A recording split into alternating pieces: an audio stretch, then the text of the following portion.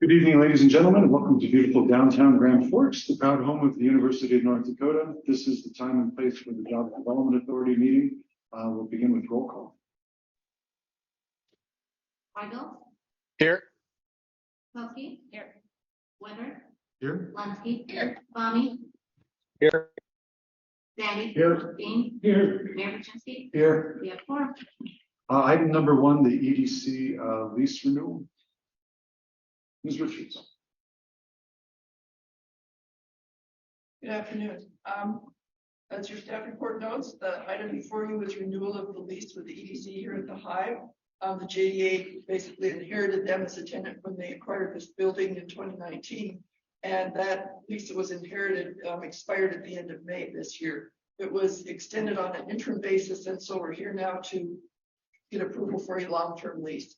We're looking at a 5-year term with one renewal option. Your staff report lays out the costs that they're paying now, what they were paying when we basically assumed the lease, and then the proposed lease, which we're looking at an effective rate of $17.06 a square foot. That would be based on the base rent plus the membership fees that we're assessing to all users of this facility, which equates to $4,124 a month.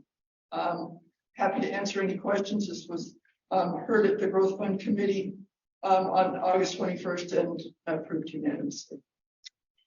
Very good. Very good. Thanks. We'll open the public hearing on item number 2.1. Does anyone wish to speak to this matter? Close the public hearing. Questions or comments? Have a motion from President Sandy. Second from Mrs. Sowski. Any further questions or comments? Hearing none, all in favor signify by saying aye. Aye. Opposed, same sign. Motion passes. Thank you. Mr. Conlon, item 2.2, past due loans. Yes. So past due loans, we've got just a brief update for you on a couple of the various past due loans for the JDA. The first one, Mobile Recon Systems, if you recall, they had a legacy EDA RLF loan from us with approximately just $350,000 outstanding.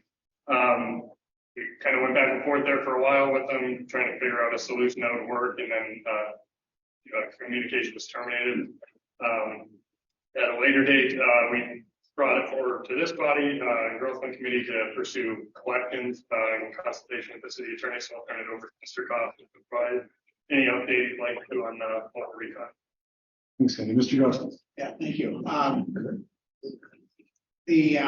With respect to Mobile Recon, Choice Financial Group also has a security interest in their property, and Choice Financial Group commenced an action seeking recovery for the amounts due and owing to them. They have 2 loans, or multiple loans, but one set of loans is generally directed at the personal property, and then they've got a mortgage loan as well. I can't remember the exact amount, the total amount that's due and owing to Choice, but I think it's north of $600,000. They named the Growth Fund as a defendant, not to seek any monetary amount from us, but really for a lien priority. Determined that they're asserting that we're in a lower lien priority than they are. So that's not unusual. It happens often where creditors have security interests in the same property, and the court then determines who's on first base effectively. The update is that today we've served our answer to that complaint from Choice, essentially saying the court make sure that whatever the distribution proceeds are from the sale of property, that it gets distributed according to the lien priority of the parties. We also brought a cross claim against Mobile Recon and the Dowels, seeking recovery of the amounts due and owing to the JDA, and also seeking to assert that the SBA is also got a claim a lien interest in the same property. And so we're in our cross claim, we're asking the court determine that we have a priority over the SBA, respecting whatever assets might be left after Choice's position. So that's the status with Mobile Recon.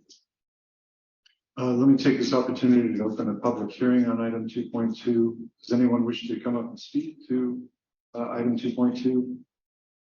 I will close the public hearing. Thank you, Mr. Gaustad. JDA members, do we want to consider these loans one at a time, or are we okay just voting on them as a single one? I like to do them together. Do them together. Very good. Mr. Conlon, you want to summarize the next three loans? Yep, I'll group in so the next two, I guess we'd be looking for a motion to approve on for French Taste and Amy's Place. Similar, the French Taste has a CRM loan as well as a startup loan. Amy's Place has a startup loan from us, similar kind of pattern. Tried to work with both entities for a brief amount of time, then communication stopped. So what we're looking for today would be approval to work with the city attorney's office and authorize the city attorney to pursue collections and go down that path. Very good. And that's essentially the case for all four loans. The first loan that's already been taken For place. French Taste and Amy's Place is the ones we'd be looking for the motion to approve on. Cole's Detailing and Integrity Fundraiser, the only update is that we remain in contact with them. They're working with SBDC, certainly not as fast as we would like to come to a resolution, but we are still in contact with them to come up with some kind of restructure request we hope. Thanks, Andy. Questions or comments? Move approval. I have a motion from Sandy, second from Mrs. Sowski. Further questions or comments? Hearing none, all in favor signify by saying aye. Aye. Aye. Opposed, same sign. Motion passes unanimously. Item 2.3, strategic planning. Mr. Conlon. Sure, we have that. So, so if you'll recall, I mean, we've been up here a couple times with summaries for our strategic planning process that we've been working through as the Groveland Committee and the JDA. So just wanted to give you sort of a summary, I guess, as to where that process has kind of led us and kind of where we're headed from here. So I won't try and rehash all this stuff, but essentially the reason that we met was because we had reached our program caps on, if you go back 2 slides, Cheryl.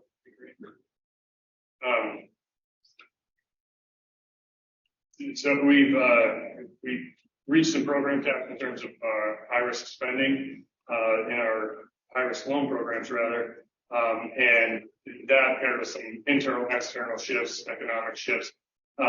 We thought it'd be a great idea to get the strategic planning group together to kind of guide where the growth wants to go moving forward. Can you bump it up to now, Cheryl? So essentially, again, without rehashing everything that many of you have seen already, we came up with this sort of priority framework. This is what we're calling it, to basically guide what is the JDA trying to accomplish, what makes sense for Grand Forks in the way of priorities. And like I said, I won't read these to you, but that's generally what the group came forward with, that kind of touches what we think makes sense for Grand Forks right now. In advance, one more. So we've taken those priorities in terms of applying them to what comes next. We've laid out these action steps. Again, I'm not going to read all those words here. We've laid them out in both the staff report as well as a summary document. But the reason we're here today is to seek your feedback on any of these items, in addition to the framework itself, but as well as these specific action items that I'll just run through in summary real quickly. The first being, one more, Cheryl. So we've kind of broken it out into what comes immediately versus what comes we're calling the near term. But the first 3 that we're looking to kind of implement immediately would be to discontinue the Accelerate program, which is our sort of high-risk loan program to support young, growing UAS tech sector companies. Our recommendation is to discontinue that in its current form and explore alternatives to kind of pursue those same goals, just in a different way. Second one would be to discontinue the startup program as well as in its current form.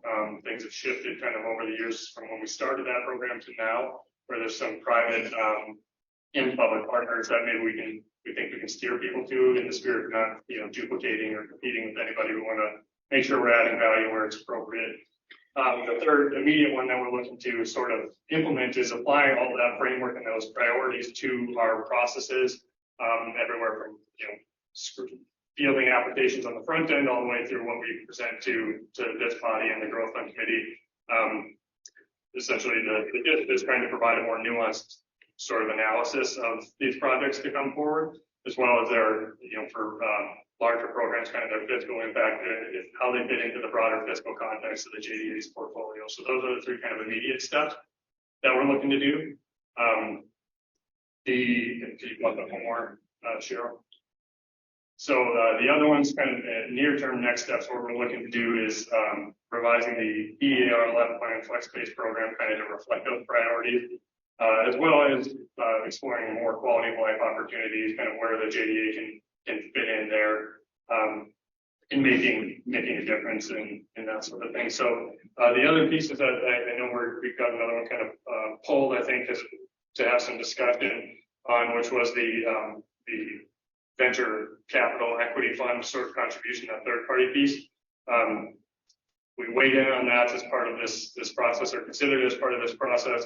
If you'll recall, this body directed staff to move forward with an RFP for gathering more information, I guess, the third party equity funds to manage venture capital on behalf of the growth fund. Again, to support that younger growing company UAS tech startup space. Staff have that expertise necessarily, so we reached out to the folks at Baker Tilly, the sort of financial advisor role, for some insight as to how we might do that, and then asking questions as to how we would get to that point, or what we were trying to accomplish. Rather, we kind of came to the conclusion, or at least explored the idea that maybe there's other ways that we might be able to make an impact in those spaces, given the building we're in now and the kind of investments we're making here. And the dollar figure that we were talking about at the time, which was between $1 to $3 million, perhaps would be better suited in terms of making impact by investing in business support activities such as the Hive or directly in the companies within it that occupy the space, as opposed to a $1 to $3 million investment in a $40 million fund or that sort of thing. So we went through that process, ran that through the strategic planning group, and generally it seemed like the group agreed generally. Staff certainly concurred with that, but that, among other things, we are here to, take any kind of feedback or direction from this body, because ultimately, look to you to guide us where we're headed. So, I think I've covered just about everything in there. I think I'll turn it right over to Todd to jump into that discussion point. I've been in here a time or two with the Growth Fund and the JDA. We did pause on the regional venture capital, just because we were going through the strategic planning process, and I wanted to bring that back to you. The other thing we were reorientating ourselves is to quality of life investments. And so we wanted to see where that landed. So I think it's an important time that we're coming back. We're completing the strategic planning, and we've kind of set some direction on the quality of life, both at the Children's Museum and later with I'll call it more the wellness and health and recreational quality of life. So I think those are in place, and now I'm coming back for some further discussion, some further thoughts regarding that piece. I think it's important to note with the strategic planning, things are going to hold up now, and it shows how we've adapted over the last 10 years or so. We're not going to buy land. We're not going to specifically invest in infrastructure. Those are things we've done a lot of. And I think we've done a really good job of setting up area land that's infrastructure ready. So you're seeing lots of logistics and manufacturing parks that are off and running from the private sector. We've helped support. So I think we're good in that vein. The startup program, as we well know, there's a couple of challenging loans that we have here, and that was intended. So I think it's good to pause on that. And then the Accelerate Grand Forks, that really was trying to emulate what the state LIFT program was doing. So most of the Accelerate Grand Forks loans came to us through the state of North Dakota through the LIFT program. So I think we've decided we need to pause on all four of those things. We're moving forward really heavily and deeply, and I think really strategically in quality of life. But some further thoughts that we have on the Regional Venture Capital Fund as part of your asset management portfolio, we think still makes some sense. We want to grow the tech sector, specifically in the UAS area. That's where we're strong and we're growing, as witnessed by all the announcements that occurred last week, as witnessed by the building that we're in here currently. The other thing we noticed about the Accelerate Grand Forks and LIFT program is that we needed better due diligence and a better view of maybe there's some other asset funds that we could combine our funds in that would be more strategic, and not only would help Grand Forks, but our region, and would have some more professionalism and better due diligence. So I think that's really why we moved down that front. I think when you look at the Baker Tilly, they were making sure you all knew that if you invested 1 to 3 million, you know, it's not going to be a game changer on some of these large venture capital funds. Just to, quell some of your, excitement and thing is that's not a lot of money in a large fund. However, doesn't mean you shouldn't do anything as long as we're doing all these other, working in all these other areas. So with that, we've had some further discussions with Mr. Gossett of how could we do this? And we also provided some pro forma. So if you look at those two attached pro formas, one is with the children's museum in there, one is without.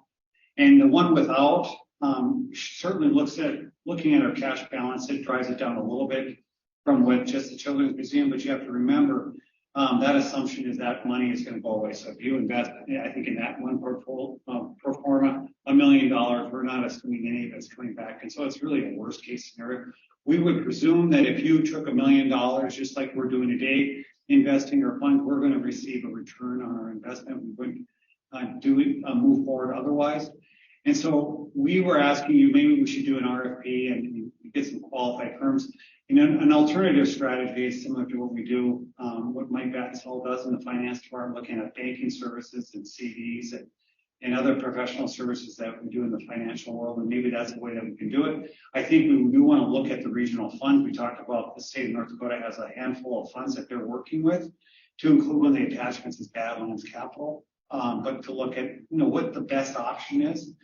If you want us to continue to move forward, we come back with what we think is the best option for us and have an appropriate dollar amount that would make sense. Ultimately, you'd make a decision, not only on the firm and the process that we went through, but also the dollar amount that you want to invest. So we would only take it from the unrestricted cash balance that you have.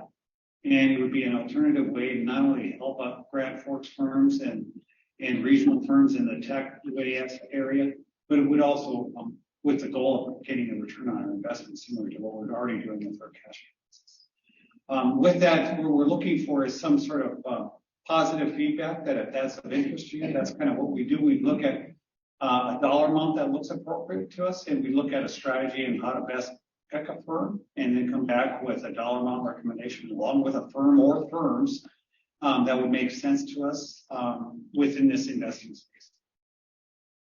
Thank you, Mr. Freeland. I don't know if it's required, but I'll open a public hearing on this. Does anyone wish to speak to item 2.3? Hearing none, I'll close the public hearing. JDA members, discussion. Mr. Weber.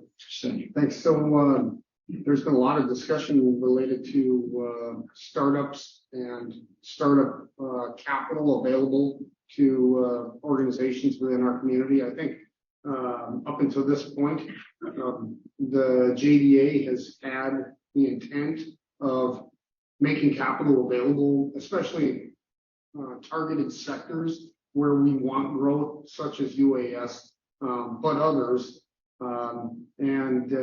I've been generally supportive of the concept because I believe we have the right intentions and want to help grow industry within our community. We want to grow jobs. We want to help spur that ecosystem so that we can attract additional businesses with additional jobs to our community.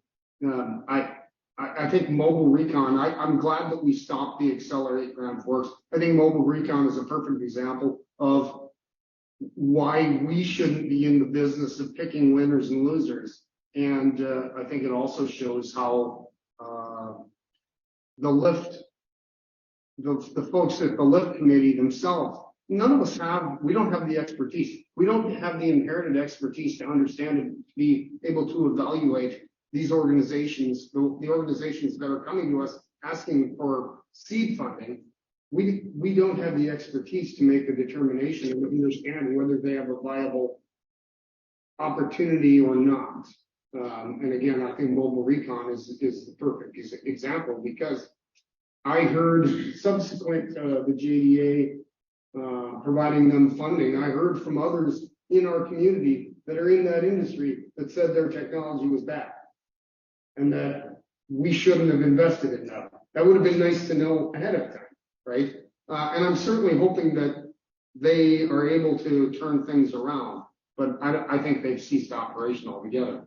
Ultimately, what I'm getting at is if we want to provide funding for organizations, I think having an outside firm that works in that space, that knows where to go to find expertise that can vet these organizations, that has their own money in the game, so that because they don't want to lose their own money, they would have the same vested interest in making sure that we not only don't lose our money, but are able to grow that asset.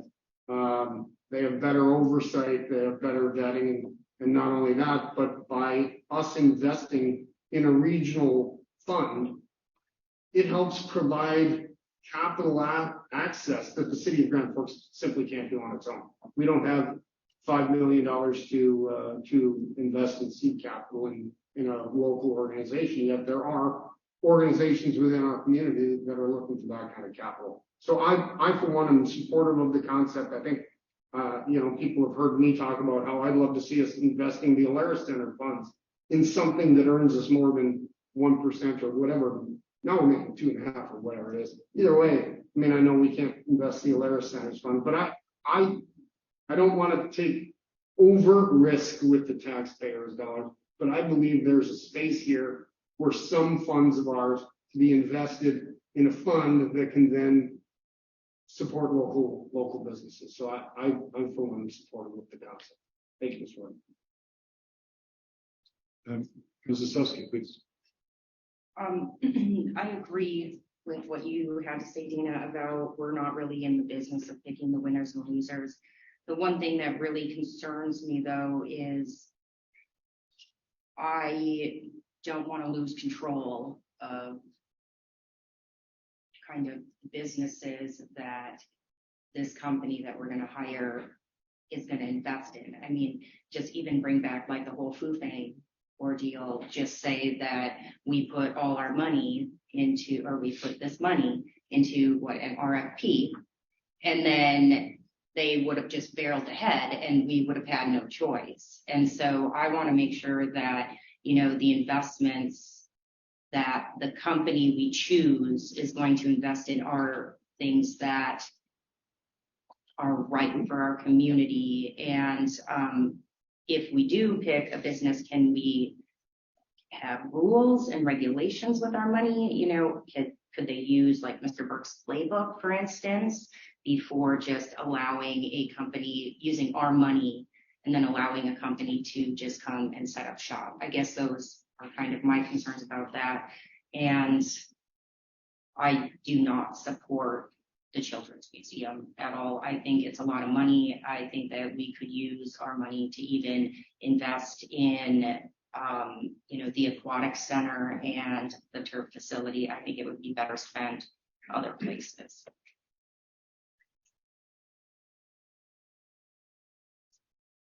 Does anyone else wish to speak to this issue? Mr. Weigel?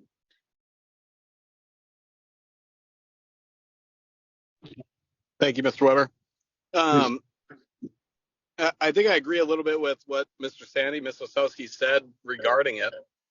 I think the thing we struggle with, like Dana alluded to, is a lot of us don't have the expertise in the UAS sector. We don't have the expertise in some of these businesses, but I do think it's important to have some of that local control about where these investments are going within our community and the businesses. I know the talk has been about regionally. I'd love to see it not just regionally, because I think regionally you could look at how big is that region. I'd love to see it support more Grand Forks business growth and job creation.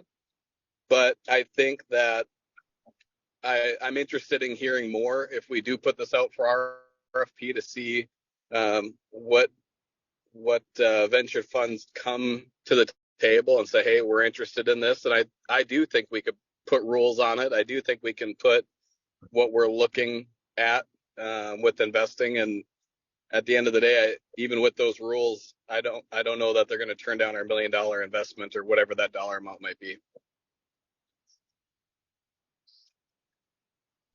Mr. Mayor, please. Thank you. I think, a lot of people kind of said it, try to wrap it up. I do think internally we've had limited success in these investments. I think that's pretty clear as evidenced tonight.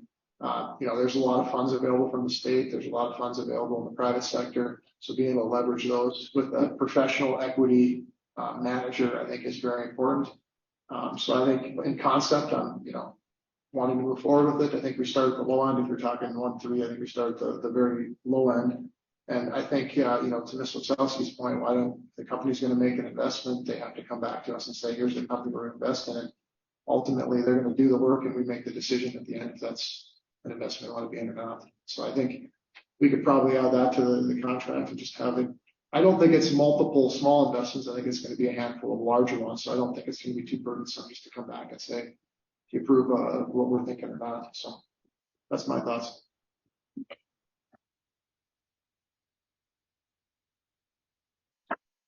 What are we looking for? I think you're looking for a motion to go out for RFP, correct? I think we're looking to approve this strategic plan and also to include moving forward with the noted third-party regional investment plan. And we'll bring those back to the whole fund and JDA and the So moved. We have a motion. Second. And a second from Mr. Conley. Pursuing third-party equity fund is consistent with the 9 priorities of the strategic planning group. This is not contrary to the quality of life pivot. Instead, it holds promise to enhance future economic development, especially in the face of greatly diminished revenue that the growth fund has enjoyed over the last 2 decades from lease revenue. That's going away. It promises to provide a response to the discontinuation of the accelerated startup loan programs by engaging a more sophisticated approach to investing our economic development dollars. Essentially, this would provide a wealth management firm with skin in the game that helps pursue the 9 priorities listed by the strategic planning group, that helps us support the growth of various key sectors of our economy and with the expertise to do so. Any other comments or questions? Hearing none, all in favor signify by saying aye. Aye. Opposed, same sign. Motion passes. Thanks. Final item, information only, the annual report. Is that just a receive and file? Looking for a motion to receive and file. Mrs. Saskia moves. Second from Ms. Linsky. Further questions or comments? Hearing none, all in favor signify by saying aye. Aye. Item 3.1 passes unanimously. And looking for a motion to adjourn. Mrs. Saskia, second from Ms. Linsky. All in favor signify by saying aye. JDA meeting is adjourned. Thanks.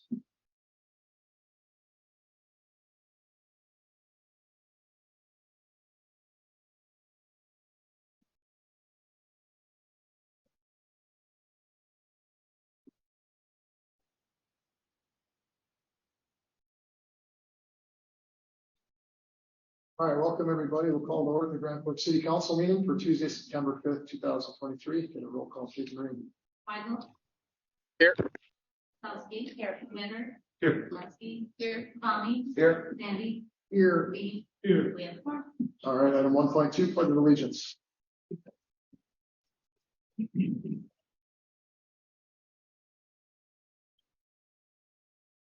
Pledge allegiance to the flag of the United States of America, to the republic, one nation, under God, indivisible, with liberty and justice for all.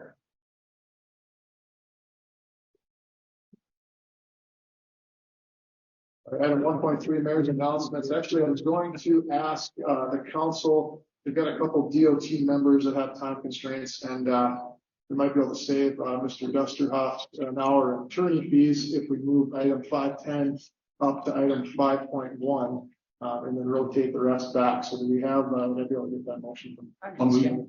Second. I got a motion in a second. Seeing no further discussion, all those in favor signify by saying aye. Aye. Opposed, same sign. That motion carries unanimously. So we will move item 5.10 to the front of our action items.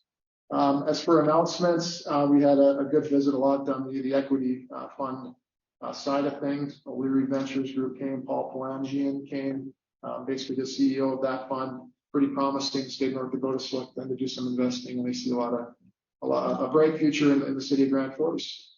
Just last week on Tuesday, Core Scientific came with some great news. They're going to be likely coming forward here out of their Chapter 11 reorganization. They have continued, they came up to Grand Forks for a visit. They've continued to operate throughout this entire time and have continued to pay franchise fees. So if you want a way to drive revenues, there's been several hundred thousands of dollars that they paid franchise fees, which has gone right to the top line in city finances. So phenomenal. They're looking at expanding on their facility, recapitalizing, and should be pretty exciting going into the future. Took a tour out at Gorman Field. So unfortunately, we have an aerospace member on the council who was able to give us a tour out there. Pretty excited to see what they're able to accomplish out on that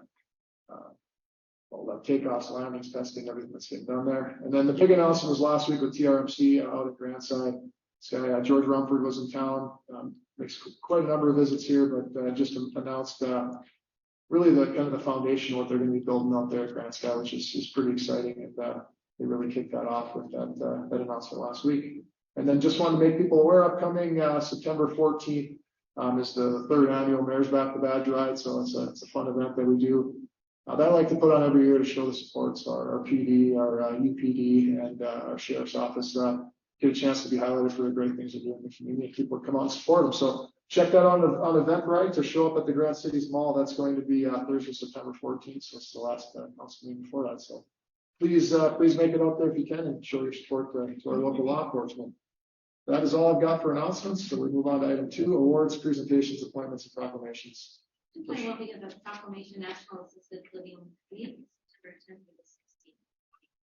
Thank you. And this one's a little shorter than the usual, which is great. National Assisted Living Week, September 10th to 16th. Season of Reflection is the theme. So whereas the number of elderly and disabled Americans is dramatically increasing, and whereas assisted living is a long-term care service that fosters choice, independence, and autonomy to our elderly nationwide, and whereas the National Center for Assisted Living proudly created the National Assisted Living Week, and whereas the theme of National Assisted Living Week 2023, Seasons of Reflection, highlights the opportunity to bestow on our residents a multitude of events and activities that show them how much we care and love them, care for and love them. Now, therefore, I, Brandon Polchinski, Mayor of Grand Forks, North Dakota, proclaim the week of September 10th to the 16th, 2023 as National Assisted Living Week in Grand Forks, North Dakota. Urge all citizens to visit friends and loved ones who reside at these facilities and also learn more about assisted living services and how they can benefit our communities. So move on to item 3, public hearings and second reading of ordinances. 3.1 determination of protest relating to request to vacate drainage easement with Southern Estates 9-3 subdivision. We've received no protest. All right, thank you. I'll open up the public hearing portion for item 3.1. You're going to speak on item 3.1. All right, so no one will close the public hearing portion and open up the council for council. Second. Got a motion from President Sanders, second by Ms. Osowski. Any further comment? Seeing none, all those in favor signify by saying aye. Aye. Opposed, same sign. Motion carries unanimously. And 3.2 determination of protest relating to request to vacate portion of North 30th Street between 27th and 30th Avenue North. No protest received on this evening. Thank you. I'll open up same procedure, item 3.2. Anybody here to speak on item 3.2? Floor is yours. All right, seeing none, public hearing period is closed and I'll open up to council. Motions or comments from council? Move approval. Got a motion approved from Mr. Gravani, second from Mr. Weigel. Any further comment? Seeing none, all those in favor signify by saying aye. Aye. Opposed, same sign. Motion carries unanimously. All right, item 4, citizen comment action item. So someone, would you please? Total of 4 tonight. First one, John Schrader.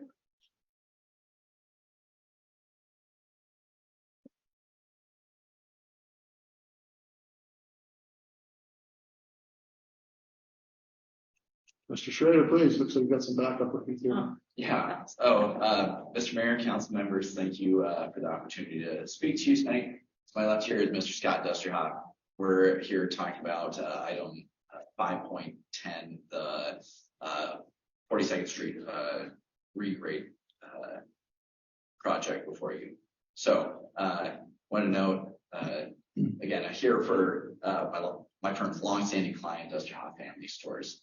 I do want to note right away that whatever decision you reach tonight, we certainly reserve any rights we have as taxpayer or landowner that's going to be affected by the project. So again, we wanted to express Dusterhoff Family Stores, their views or positions on the project. I know there was a request made many months ago to express that. So part of why we want to be here and speak to you tonight. So Dusterhoff Family Stores, they're a long-term owner in the area. They've been operating at the same location since 1979. Longtime business partner and taxpayer in the city. Certainly understand that development happens. After having some time to digest all the different alternatives, Dusterhoff Family Stores wants to advance that from its perspective, as far as operationally, what would be least disruptive to it would be the options that include a relocation or a buyout of the gas station there. Those options being C1 or B3. Both of those include again a relocation or a buyout of the gas station. And it might be counterintuitive why a business owner would say this is maybe my best option when looking at a project. And it's really two primary reasons. The first one is the three alternatives that are before you that do not include a relocation have a pretty severe, from our perspective, restriction on the access that the Dusterhoff Family Store gas station currently has. The plans that we've seen would include only a right in and a right out. And based on some of the legwork, it appears to us that in a final design, any greater access is probably going to be unlikely. And so that will be a significant change to the makeup of Mr. Dusterhoff's business there. The gas station business has a lot of repeat customers that get an established pattern. One big clientele is from the industrial park. People who are working out in the industrial park. It's probably one of the more convenient stores for them to access. A return trip under the alternatives that leave Mr. Dusterhoff's store in its present place will have a very difficult time getting back into the industrial park, moving westward on Demers Avenue. And so that's a big concern. The other big concern would be some of the attempts to change the design that were brought up last week at the committee of the whole. Not sure those will be really workable without significantly increasing cost. For instance, B1, I think, is the plan that's being was advanced as the recommendation to widen the road. That would be, if you would need to widen the road in order to allow a 3/4 access, and that's going to increase costs. Second big consideration is the construction time period. Obviously, that will be disruptive.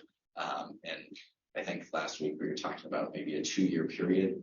And just looking at how there's current access now, questioning how disruptive that construction period will be over a 2-year time frame of building for access for those repeat customers. Again, the concern is customers, they make new habits. This is a habit-based kind of business. People get their favorite store, it's on their way to work, or they become accustomed to going to that gas station. And if these new habits are formed, those are hard to get your customers or potential customers to unlearn if they start, going to a different store. So the third reason, and this is certainly something not necessarily for the Dusterhoff family, but if there was a purchase or a relocation, this area might be an asset for future use for the city, and that's something that we want you to consider when making a decision. So thank you again for the opportunity to speak. Thank you. You can you'll be around, stick around. We have 5 minutes. There's questions in that. Sure. Yes, of course. Thank you. Miranda Clayton. Ms. Clavin? Miranda? Wake up. No worries.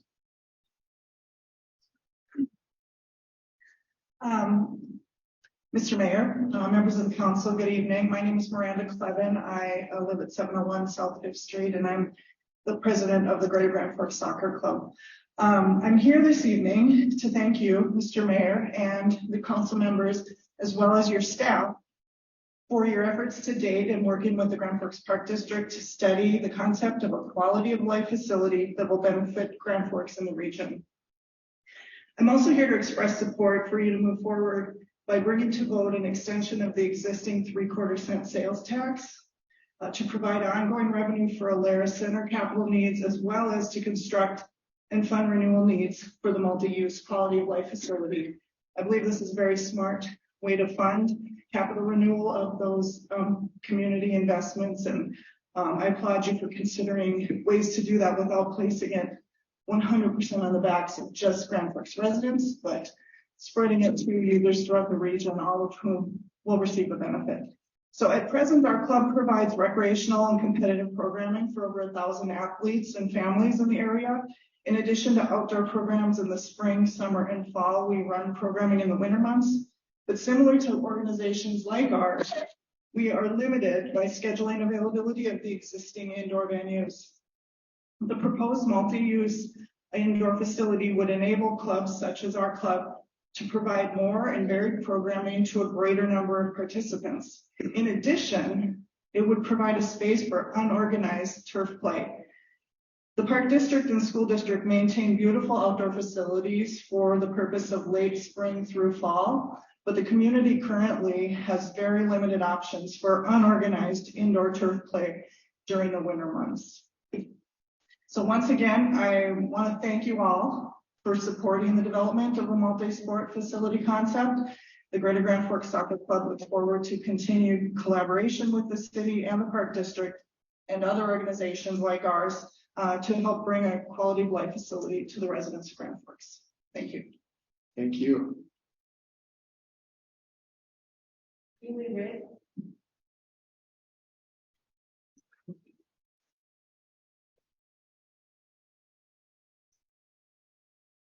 Ms. Reed, please.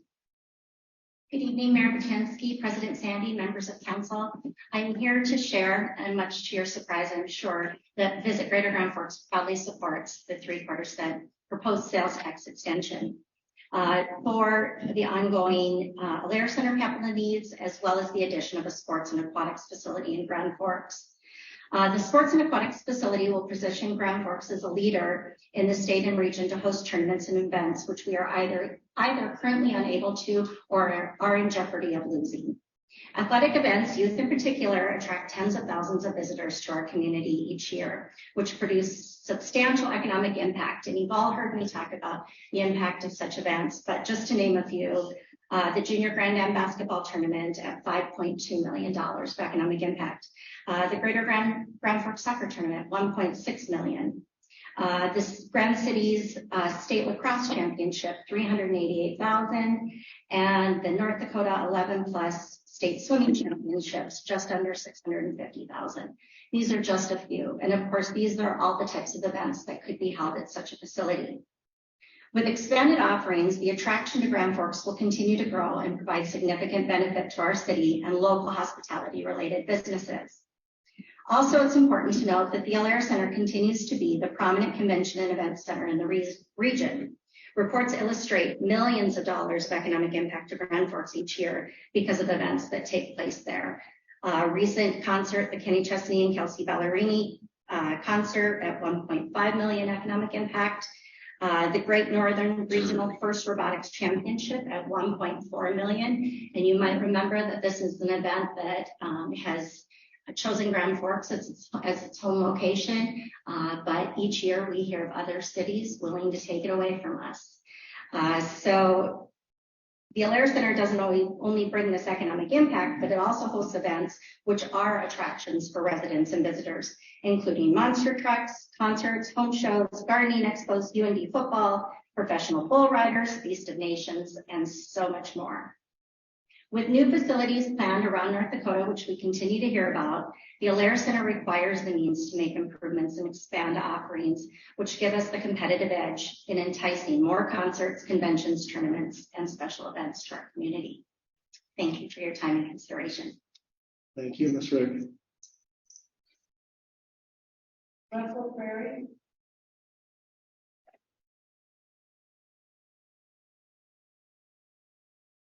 Mr. Perry, please.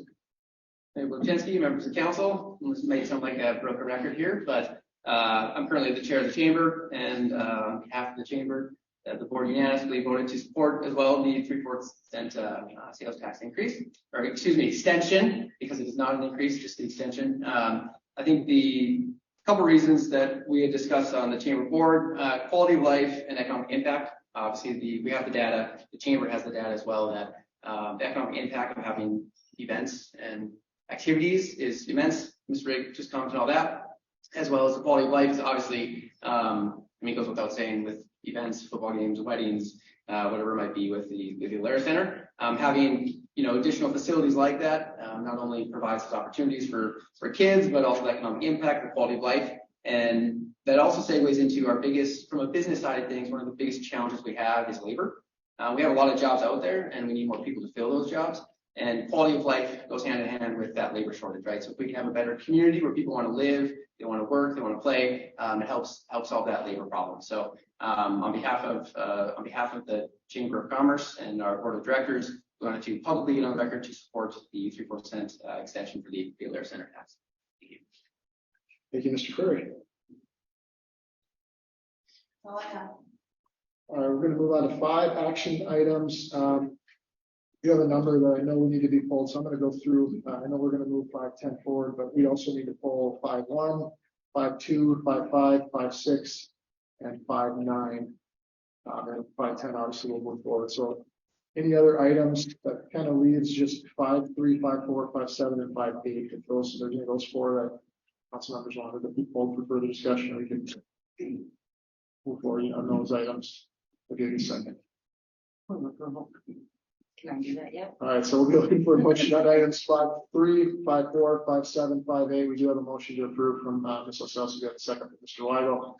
Seeing no further comments, all those in favor signify by saying aye. Aye. Opposed, same sign. That motion carries unanimously. So we'd be starting with item 510 or so. Point 10, documented categorical exclusion, project 8338 42nd Street Railroad Grade, separated crossing environmental buffer. Mr. Karenko, please.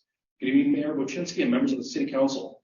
Tonight I am joined with Scott Meta, KLJ, and then online we also have Michael Johnson and Ray Barcher with the DOT. So I'm just going to start off with a general introduction, and then I'm going to be handing it off to presentation with Scott Meta. So kind of recapping last week, went over the general information, and then City Council had a number of questions and comments. Overall, Committee of the Whole recommended the B1 alternative, and then adding in the comments for a 3/4 intersection on Demers Avenue, a baggage road connecting on 42nd Street, and then adding a left turn lane and U-turns at the intersection of Demers.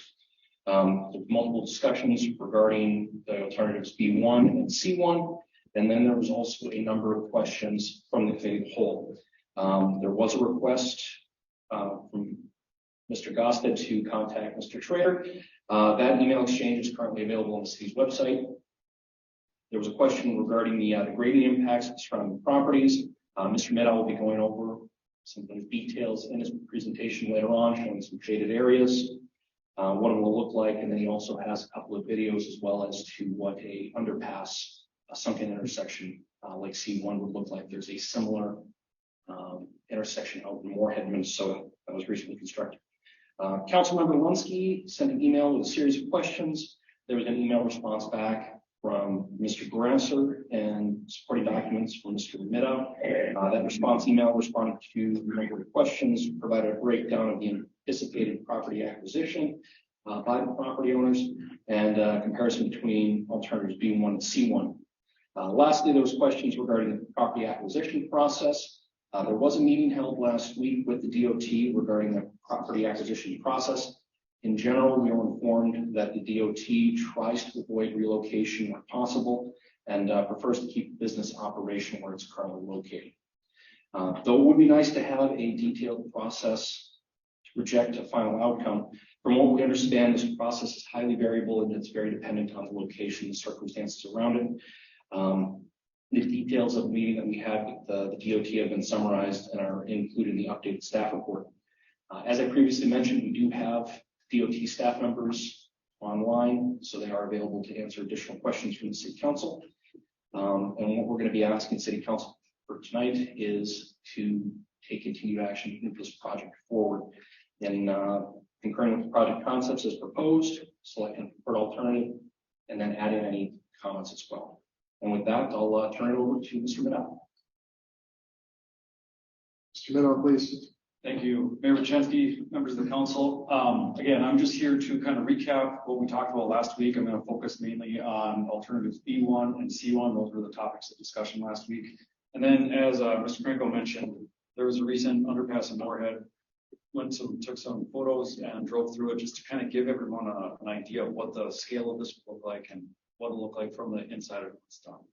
You can go to the next slide, please. I guess the only thing that's changed on this is the same slide as last week, but what we did is we highlighted we shaded green the construction limits to kind of show the impact of what the alternatives will look like. And again, this is alternative B1. What the B series alternatives will do is it'll keep Demers Avenue at its existing grade and then past 42nd Street under. You'll get from Demers Avenue to 42nd Street based on that jug handle intersection on the east side there. This is the staff recommended alternative. With this alternative, the gas station remains in place, but the access as shown here will be revised from full access to right in, right out. As discussed last week during the committee of the whole, there are some design considerations that were discussed, including the U-turn, addition of a 3/4 access on Demers Avenue, as well as a potential baggage road to allow full access from the gas station to the intersection with the jug handle on 42nd. This alternative currently does not show any retaining walls. It's all graded slopes. And again, you'll kind of see an example of what that is in the videos that I have. And this is the lowest cost alternative. Could you go to the next slide, please? Again, this is alternative C1. With the C series alternative, it depresses both 42nd Street and Demers Avenue. So it'll pass 42nd Street solely under the railroad tracks. It will not cross under Demers Avenue. With this one, this alternative does assume a buyout or relocation to the gas station simply because of the grades required to get under the railroad. We just can't get back up to meet the gas station elevation in time. Again, wanted to hatch the construction limits to kind of give you the footprint of what this alternative will look like. This one does include retaining walls between Demers Avenue and the railroad, just based on the elevation difference. On the south side, we're showing just graded slopes. With that, if you can go to the next slide, please. So as mentioned, this is a project in Moorhead that was kind of similar circumstances, this 42nd Street underpass. It was discussed for years. The design was completed in the 2000s, but there wasn't a funding source identified. So that project kind of was put on hold for about 5 to 10 years until the legislature in Minnesota approved funding for it. It was recently opened in summer of 2022. If you can go to the next slide. So what I did was I went down there and took photos from these different vantage points to kind of give you an idea of what something like this will look like when it's done. Go to the next slide, please. So these photos are from the different points of view in there. So photo 1, that's down in the underpass looking to the south. Yeah, so you can see to the right, to the left of the photo is one of the railroad bridges. There's retaining walls there on the south side. Photo 2 is looking north in the underpass. So that's up in an elevated position looking down in. The one thing, I guess you can see it on photo 1, is you can kind of see the traffic signal there. The clearance required for a traffic signal is at least 17 feet. And so that just kind of gives you a scale of how high those retaining walls are and how big that railroad bridge will be. And just kind of the overall depth of what is required to get under a railroad. You can go to the next slide, please. So photo 3 is looking south into the underpass from the north side. Again, just trying to visualize how that would look as you kind of enter going under a bridge. And then photo 4 is, again, that's in the underpass bottom, just looking at one of the railroad railroad crossings. So I have some videos on the next 4 slides about, it's me driving through it all the different directions. One thing I want you to pay attention to is just the slopes, the grades that are in there. Both the roadway profile is very similar to this project, 5%. And then the graded slopes, so from the sidewalk, you can kind of see it in photo 4. From the sidewalk up to the top of the railroad, they're all 4-to-1 slopes. And 4-to-1 is every 4 feet horizontally, you raise 1 foot vertically. So if you go to the next slide, please. So this, I think you got to hit play on that.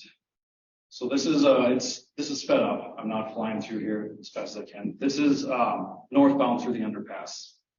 Again, if you kind of look at the scale of the retaining walls going under the bridge, just to give you a feel of what this would look like.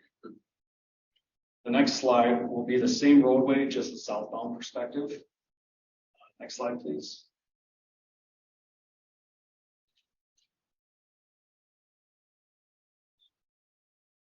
It's possible to go to the next slide. There we go. Play on this one. So again, same roadway. This is going southbound, again, entering the underpass, going under the railroad. There's an intersection at the bottom of this one, and then climbing out of the underpass. And you kind of see the retaining walls on both sides. And then the next couple slides are the east-west movements. Next slide, please.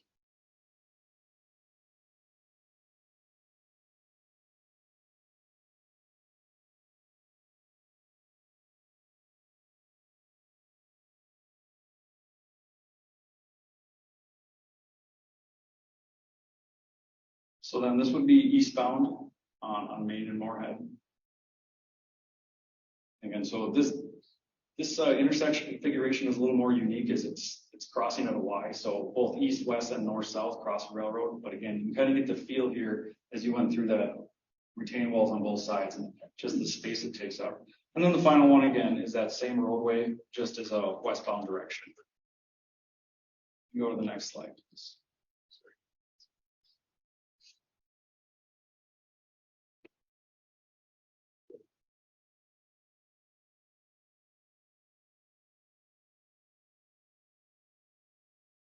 So now this is the westbound. Again, you can kind of see on the right side there, just the scale of the retaining walls that would be required. And then as you get past the intersection, again, you can kind of see that slope there. That's about that 4-to-1 slope that would be similar with this project.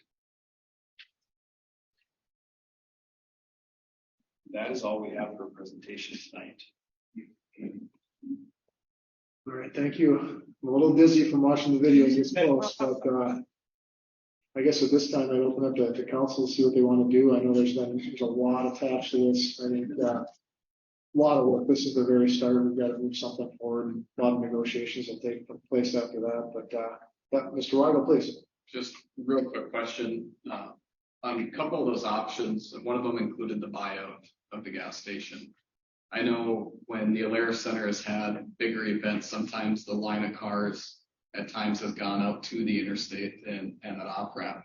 If we were to buy out that gas station, could we make a change to the interstate exit ramp as you're coming onto Demers Avenue so that it makes it longer instead of just a quick sharp turn there, which would provide more room for cars during events? We probably have to coordinate any changes with the ramp with North Dakota Department of Transportation. That is their jurisdiction. Okay. I think ultimately it already does, doesn't it? Since you have to exit and go all the way past to the new intersection, which is significantly farther east, to come back through the jug hammock to get to the Alaris Center.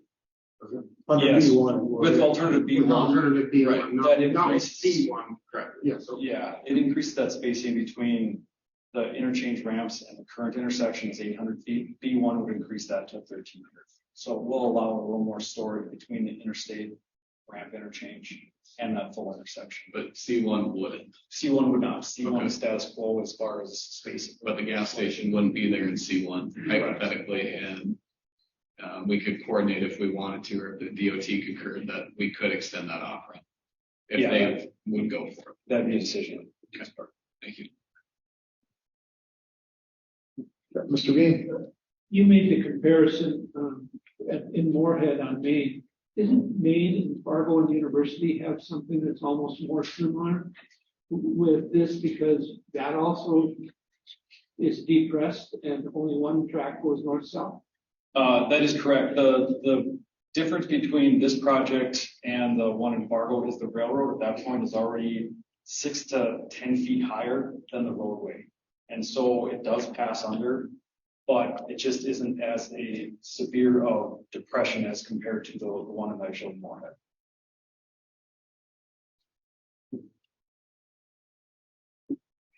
Mr. Weber, please. And in either this one or the one that Mr. Vian just mentioned, water, snow issues in either of those? I haven't, like I said, this one in Moorhead, this opened in 2022, so they've had a year. I did contact the city of Moorhead to see if they've had any safety issues or operational, and to date, they have not. Thanks. You want to go first, Mr. Conley? And maybe this question is for Al, or maybe David can answer it. Obviously, cost is going to be a factor. We want to, we got one shot at this. We've got to get it right, but we also, costs above and beyond are going to be, could be significant. Let's just say that likely is going to fall on the city. Where does that, equate to the equation, so to speak? I can try to answer as best I can. So the alternative B1 2022 you're talking 50 million. C1 alternative, that's closer to that $60 million mark, and both of those costs are in 2022 dollars. The funding that we have right now for this project, we have up to $30 million through that FRA grant. And I think we talked last week a little bit about the percentages and likely remaining constant for up to that $60 million mark. When it comes to costs that end up exceeding beyond that, that's going to require further conversation with the DOT as to if they can potentially chip in additional funding, and we would likely also have to have a higher local share for that as well. What those proportions actually are beyond that 60 million, that would be something we would have to discuss further with the DOT and see what's available. Okay. Well, I think we can all agree regardless that any option is better than what we currently have.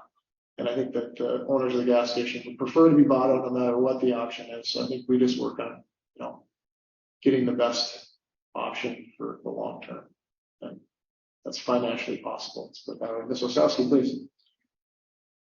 Okay, so we got $30 million from Buttigieg, and then is the rest of it just on us then? Or is there what's the percent that the city has to pay?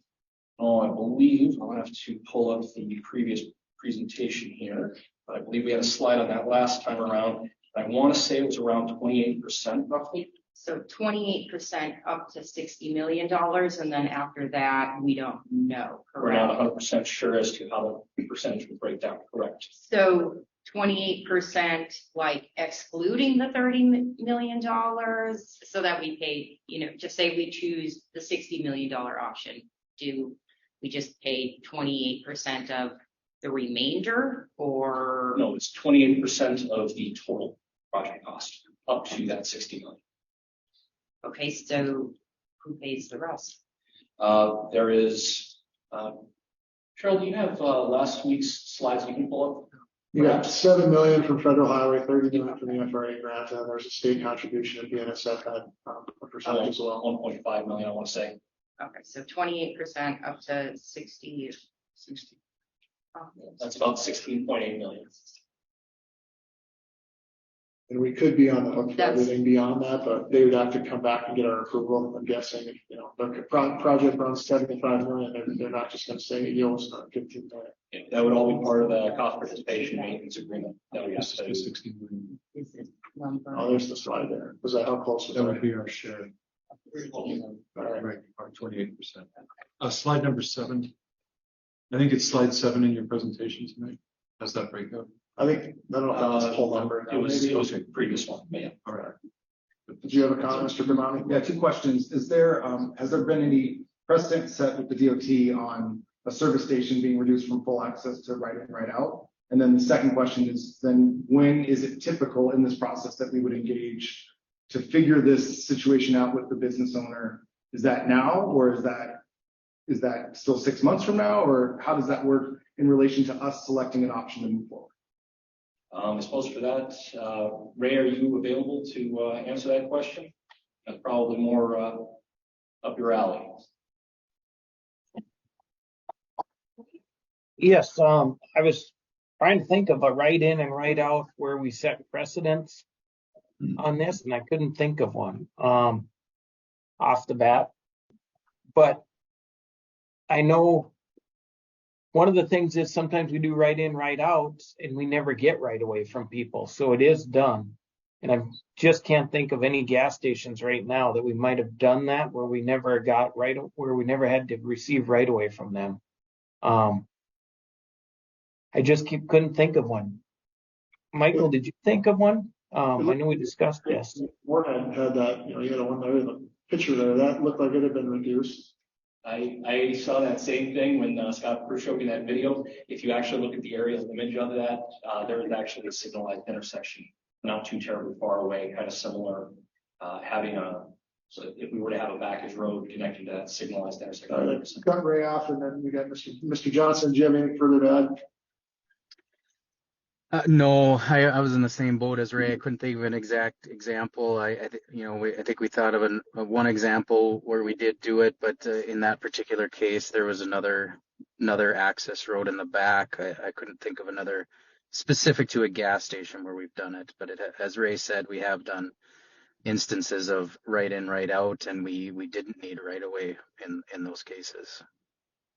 And then, Mayor, Ray, could you, on the second question, you did a nice job when we met with you last week regarding once the city council makes a selection or selections of options, it becomes a DOT project. You go through some sort of appraisal process. Could you describe that two-step process that you discussed with us last week? Sure. Well, once a route is determined, if we're have an impact to the property, if we need a right-of-way easement or whatever we might need, then we would hire an appraiser at that point. And when we hire an appraiser, one of the items that the appraiser determines is what damages are done to this business at that point. And if the right in, right out, the damages are determined to not be able to function at that point, then a buyout would probably be required. Or if they said that it has reasonable access and there are no damages due to a right in or right out or whatever we might end up doing, then that is what we would proceed with. So that process will play out. So regardless, you're going to take a look at that and get the details. We don't have the details now. Someone that does this for a living will get us those details. Will get you those details, and you'll make the decision. That is correct. We would hire a third-party appraiser to do it. Do you have anything else? Yeah, thank you very much. I was informed that this was explained after I disconnected last week. So sorry. Thank you. All right, President Sandy. I'll stick with my discussion topics from last week. I still think B1 or C1 are viable options. Taking a look at the video, I think the sunken intersection looks awesome. And if DOT would be willing to do that, I think it'd be great in our community. But I also recognize that there are cost factors and other things. So I'd make the motion that we move forward B1 and C1 and have the Department of Transportation work with the gas station, work on the details. All right, we got a motion. Do we have a second? We got a second from Ms. Osowski. Mr. Krenko, do you have a comment? With your motion, would you want to also include the comments that we brought forward last week as well? Certainly, yes. If they can work that out, that absolutely the same motion that I made last week. Thank you. Just including C1. Okay, you're comfortable with that. The motion you made last week, including also bringing forward C1 as a viable option, which and it also have it'd be nice if they would add the U-turn at the intersection as well as the back road. Yeah. Okay. For B. I don't know. I really don't care for U-turns that much. I think that they're kind of disruptive towards traffic, but leave it on the table for now. I think right. That works for you. But I prefer C1. I think it just looks a lot cleaner. I understand the cost though. So any further comments? Okay. Yeah, Mr. Weigel. Mr. Sandy, would you ever could we even include the extension of that off ramp? Is that even possible? I would worry, I guess it's the question is to you, but I would worry, we're already at cost prohibitive points. I would imagine that moving interstate I just off ramps is gonna be significant. And I'm not saying moving it, I'm saying extended it. You know, it can stay where it's at, it's just gonna come to the right a little bit to extend it. So we're not moving it very far, but I look at it this way, if we're already spending 50 to 60 million, what's another million at this point? Because if we have to come back and do it later, it's gonna cost significantly more, 5 or 10 years from now. So if they look at it and say, no, it's not viable, or we can't do it, or it's gonna cost $10 million, then I'll let it go, but at least we can take a look at it. I'm not an engineer. You want to put that in the motion, or can we just have the engineering department follow up and make that sort of comments from what you heard tonight? We can follow up with the DOT and discuss that further and find out some of that viability, get that back to you. That'd be great. Does that work for you? Sure. Okay. Yeah, Ms. Lunsky, please. I have a couple questions. So if you were on Commerce heading to the interstate, you can't get into Dusterhoff at all, right? Even with the U-turn? As we're talking the B1 alternative, or actually even alternative, I suppose C1 gas station we purchased or relocated. For the B1 alternative, if you were westbound, you would not be able to turn left into the gas station. That is correct, as it's currently configured. If there is the jug, well, there's assuming they put it back in there. Yep, that's the catch. As the B1 stands, as shown, without any of those modifications, you would not be able to take that left. However, if there was a 3/4 intersection located on Demers, you would be able to turn that left westbound, heading towards the interstate. You would be able to turn left to access the gas station. Additionally, if you had the backage road, you could end up going down the jug handle, go to that signalized intersection there, continue west, and then go north on that backage road to get access to the gas station as well. The other thing I wanted to bring up was a couple of weeks ago, I met with Chief Lorenz, and I know that area, I'm not trying to speak for you, but I know that area has struggles with calls on getting there on time. And I think the jug handle would add to the emergency calls, and that it might only be 20, 30 seconds, but I think in an emergency situation, that can be a long time. I just think we should bring that up. And my other comment was on the golf course. On B1, we have 1.3 million for golf course remodel mitigation. Sorry. On C1, we have almost 800,000, but there's nothing done to the golf course. So I was wondering where that 800,000. Sure. Can you go back to the slide showing the grading limits on that C1? You just lose so much with the slope. Yeah, That's the engineering term. one of the greens would be impacted on alternative C1, and then with it too, the golf course architect recommended high netting in that area as well to catch errant golf balls from entering 47. Okay, those numbers just seem drastically different for one cutting a big chunk of the golf course out. That's all. Mr. Bean. Yeah, just that I would like to voice my support for the motion Mr. Sandy had said. I'd like to look at both of them too. Neither of them are perfect. There's pros and cons to both of them. And I think you got to do the weighing of those. I do think we need to look at not just the current impacts, but really long term. This is going to be there for 50, 75 years, whatever it's going to be. And so if there's a higher cost now, granted, it exists, but when you look at that cost over time, it's going to be pretty negligible for whatever we want to do. Any type of property buyout, we follow the guidelines. People should be appropriately compensated for losses, no matter which one we choose. So somehow I put that aside. What's best for the traveling public is what I think. We did this for public safety purposes, and I think we have to look at that. That's what we need to accomplish. I think that, again, from the safety point, the full intersection, because you have less conflict points, you will have a safer intersection than you do with B1.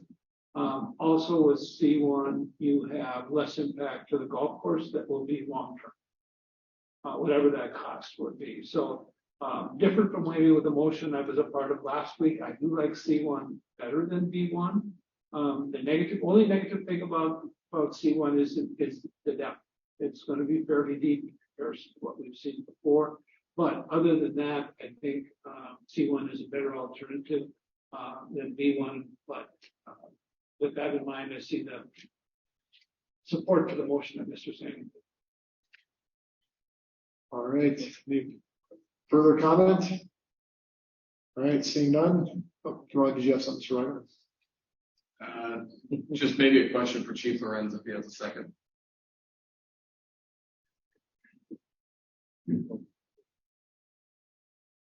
Chief, not to put you on the spot, do you guys, obviously, your firefighters are well familiar with the city, and maybe this is even for Chief Nelson as well. A intersection like this, you obviously, when you're responding to calls, you guys are going to take the path of least resistance, correct? Whether that if you know that Station 3 down by Columbia Road, by Walmart there, you're going to shoot straight down Columbia, or you're going to take 32nd to 42nd, knowing that you can go right under and you can avoid the jug handle. I'm assuming you guys look at those things when responding to calls. Absolutely. The most direct main thoroughfares are always the fastest. You have to slow those apparatus down and make turns, get back up to speed, slow down, get back up to speed. It does delay. Those main thoroughfares like Washington, Columbia, Demers, 32nd, we can control the intersections. Those are always our fastest routes. Perfect. Thank you. All right. Any further comment? All right. Seeing none, all those in favor signify by saying aye. Aye. Opposed, the same sign. Motion carries unanimously. Thank you. Thank you to our DOT friends are still on. We appreciate the partnership here, and essentially it's in your hands now. So thank you. Okay, now would be, please, you got that. Yep, 5.1, full reconsideration of signed appeal for Grand Forks Park District located at Oxford Sports. Yeah. And we do need to have someone that's in the majority. We need to bring this up for the motion to reconsider. I move to reconsider. President Sandy was in the majority, so now the second can come from anyone. Got a second from, I'll give it to Ms. Lonsky. We want further conversation. I guess I open that up now. Otherwise, we have a motion in a second. All right, seeing none, all those in favor of reconsidering and moving that sign forward, signify by saying aye. Aye. Opposed, same sign. Motion carries unanimously. Mr. Mayor, I'd like to thank the Park District for their rapid response to some of my comments, and they did a very good job of removing the non-conforming signs off of that ball field. So I will move with, yes, Mr. Costa. Yes, you just moved to reconsider. Now you actually have to have the substantive. Okay, right, you're right. I was going to move approval of the sign. All right. So it's been reconsidered. I think I might have said that wrong, but just to clear the record there. All right. And we got a motion to move to approve the sign from President Sandy, second from Ms. Osowski. Any further comment at this time? Quick question. We still have Mr. Gostad and staff reviewing our sign ordinance to bring back future consideration beyond this. Great, thanks. All right, thank you, Mr. Gostad. Mr. Weber. All right, all those in favor, signify by saying aye. Aye.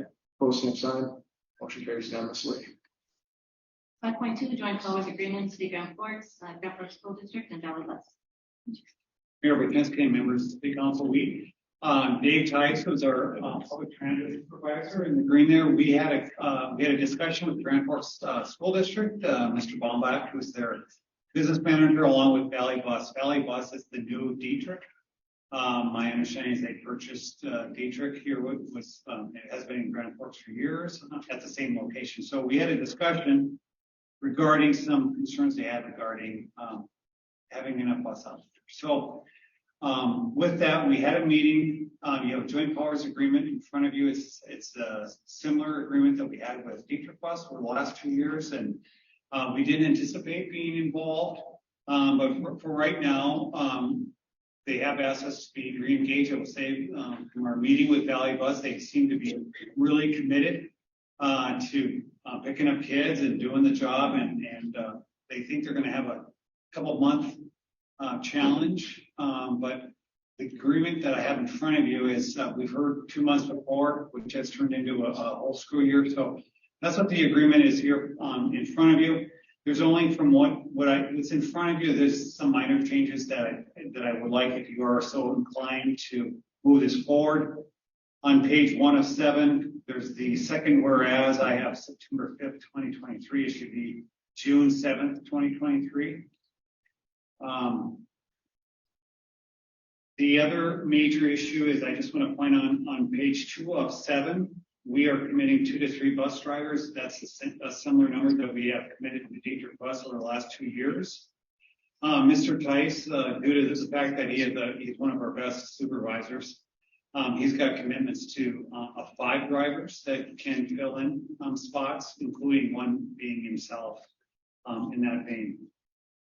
I want to point out one of the concerns that we have is this does not cost the city of Grand Forks. So the costs that we get reimbursed are for whether it's regular overtime and all of our benefits, we are reimbursed for all those costs as we move forward. We are using their buses. We're not using our buses, so they have school buses. So we'd be using their equipment, and similar to what we did with Dietrich Bus. The other on page 5 of 7, I have a Grand Forks address. They're actually a Valley Bus Grand Forks LLC is centered at 2761 Leahy Avenue South in Fargo, North Dakota. And then also we can delete section 21 that is on page 6 and 7 that we've gone through the training and we don't need anything further on that. So with that, Mr. Tice, within 24 hours, got 5 drivers. We probably have a couple more or 2. We're willing to help stand this up right now. The agreement is through this school year at this point and help supplement. So we anticipate some support in the morning, some in the afternoon. And it's kind of an as needed basis. And basically we ask our drivers to help support them. A lot of it's on overtime. And what Mr. Tice has told me is that they would really like to, his drivers would really like to wrap this up in a couple months because it gets to be holiday season and even city books like holidays. And so we'll try that, but that's what's in front of you. And as you well know, we're here to help cover a lot of bases, including the bases that aren't ours. But that's what we do around here. And I'm so thankful for Mr. Tice and Mr. Bergman to continue to stand up and support. We make it look easy and it's quite damn extraordinary. And I'm so proud of it. So with that, yeah, we stand for any questions, and Mr. Tice is here also. I just got one to start with, President. Administrator feeling. If looking at it in Gosta, number 15, school cancellation or similar event, they're going to notify Valley, then Valley will notify the city. We maybe have some provision that if we have some costs associated with people showing up on that day, they can be remunerated for that. Especially if we got people working overtime for these things. I think they show up somewhere in their late notice, they're at least compensated for showing up. I see what you're saying. In case we're already engaged and they can't. If either Valley or the school district isn't able to let us know, and we've got drivers that have pulled from something else, if the council sees fit to make an adjustment on item 15. And I would agree. I mean, I know with burnout and dealing with having our own drivers, shorter term would be better. We did do full year last year. And again, I mean, the city did step forward and make that happen. So you got to thank the city area transit for pulling that one out of the hat there. I think last year was a 1-day notice. We got to figure it out and was able to make sure kids got to school. I think that's a big deal. So I'll move approval with that amendment. Motion to approve. We got a second from motion from Mr. Weber, second from Ms. Osowski. President Sandy, please. So, Mr. Phelan, I thought the school district said that there was a big story in the newspaper that they had enough bus drivers. So that's a rhetorical statement. I feel like this is a broken record. In the last 2 years, I've said I don't think we should do this. I think the school district should figure out their own bus drivers. They're not our responsibility. But I agree that somebody has to stand up and take responsibility and make sure that we have bus drivers. My question for Mr. Tice is, does your team actually want to do this? Like, do you see this as a benefit so that some of your team can get some overtime and make some additional money? So the initial thought is, yeah, let's do it, put a couple bucks in our pocket going into Christmas. Or is it, no, we feel like we have to do it to pick up the slack? Well, the first 2 that came forward, Mr. Sandy, basically said they'd like to do it for the extra time and money coming into the holidays. In talking to the employees, And we've done it for the last 2 years. We don't want to do it for another year, but I do have a few that want to do it for a couple of months. And I talked with Mr. Phelan. It's a new company in town. They were pretty excited. They're trying hard. I know they're trying hard. I know the new manager over there, they're working hard at it. And I thought 2 months would be a good time for them. I think 2 years ago, originally, we were going to do short term, turned into 2 years. I would kind of like to have a hard date this time, maybe from them, maybe the end of October. Sure. And then we can kind of be done coming into that, but. So thank you very much. I really appreciate it. And thanks for all you do for our community. Guys, I really appreciate you and your team. Would you accept a friendly amendment to change the term of the agreement to November or December 1st? So that if they can't actually figure it out, they at least have to come back here and they have to talk to us about this again, rather than administratively guilting our bus drivers into continuing to drive. Not the personal, Mr. Phelan. I'm not saying you're doing that. I don't want you guys feeling guilty. It's not fair to you and your team. You have an applicable section that would make sense. I think the term runs through June 7th, if I recall correctly. Why don't we just change the term on number 4, page 2? I think that started June 7th of 2023. And according to this, it ends June 7th, 2024. Oh, right, you did have an amendment to that.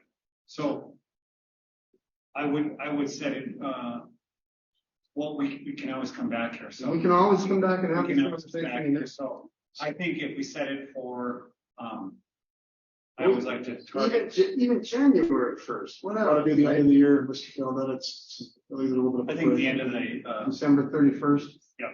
Hopefully. Go to the end of the year and if there's trouble, we'll be back here. Yeah, sure. Would you accept that as a friendly amendment, Mr. Weber? Yes. All right, so we've amended the motion. I think we've got, you got everything sort of clarified there, Mr. Goff. So the term did start, you did change it. The term's going to start January 7th, 2023. It will end June 7th, 2023, and it's going to end 12/31/2024. 2023. Jeez, end of the year. This year is getting past me here. Did I make it more clear for you there, or less clear? Yeah, the end of the year. Yeah. I do know that we do have an hour, there's 60 days of this. We can even terminate. Sure. I think that puts the onus on us, but I'd rather put the onus on the other side of the box. And I think as Mr. Tice said, Valley Bus is working hard to make this, and they give Dave and I a lot of confidence that they are working hard. They even talked about having to possibly bring up some Bartle drivers to fill some routes. They are doing their very best. They'd be willing to move their corporate headquarters to Grand Forks. Yes. We should talk to them about that. Yes. All right, we got a motion, a second. I would also reiterate, God bless the bus drivers, anyone that's ridden in a car with their own kids. You can imagine the bus full of someone else's kids, what that's like. All right, motion, a second. All those in favor signify by saying aye. Aye. Opposed, same sign. Motion carries unanimously. 5.5, bid award and engineering amendment, project 8708 sanitary sewer for UVs and Carolina. All right, Mr. Grasser, please. Thank you, Mayor, members, City Council. Between the committee of the whole and the City Council, we did do the bid opening that was noted in the original staff report. They were opened August 31st. We had one bidder, Wolstead Contracting. Their base bid was 3.5% below the engineer's estimate. We did bid two alternatives. The base bid is more or less a standard open cut type of a technique on building sewer. The alternate would be a directional drilling where they use equipment and try to drill horizontally instead of vertically. That came in at higher than the standard bid. So we are recommending the base bid award to Wolstead Contracting at $643,797.50. Thank you, Mr. Grasser. I'll open up to council for comment there. I'll move approval and then I have a question. Okay, we got a motion. I'll look for a second first before going back to that. Was that Mr. Weigel? Did you motion? Okay. Missed that. Everyone on this end. Okay, perfect. Mr. Pavani seconded. Mr. Weber, please. The directional drilling would obviously be more expensive, but does it save costs in terms of disruption to traffic and other matters, or you've already weighed all of that and the recommendation stands, I guess? We spent quite a bit of time actually talking about some of those things, trying to figure out how to weigh them. And we think, because we're looking at reconstructing Second Avenue, in the next couple of years, basically not in conjunction with the MB2, but we're looking at reconstructing anyway. The 25th Street, if you're looking at that, we're basically going to turn a lot of that, the usage of that over to UND. They're going to, put in an alley and a promenade, and then some of the ball diamond intrudes or encroaches into that area. So all of those things considered, a lot of that's going to all be dug up anyway and redone. So we thought the best option at this point in time, with the open cut, we've got a lot of confidence we can hold grade and make sure we keep everything steady. The directional drilling, it tends to have a little bit more variability, but it's we weighed a lot of those alternatives. Good questions. I'm ready to vote. Do we have a motion to second? Any further comment on the item? Seeing none, all those in favor signify by saying aye. Aye. Opposed, same sign. Motion carries unanimously. 5.6, bid award for project 8717, Floodwell Crack Rehab. Mr. Grasser, please. Thank you. I think on the oral discussion at the committee of the whole, we did say we're going to do some due diligence checking on the contractor because they were somebody we weren't probably familiar with. We did work with our consultant who in turn did some background checking. We found the contractor has had experience with this type of work, so it is a little bit of specialty type work. They do have experience in some of this, so we're comfortable basically letting our original recommendation to award stand. All right. For council to move approval. Got a motion to approve Mr. Cavani, second for President Sandy. Seeing no further comments, all those in favor signify by saying aye. Aye.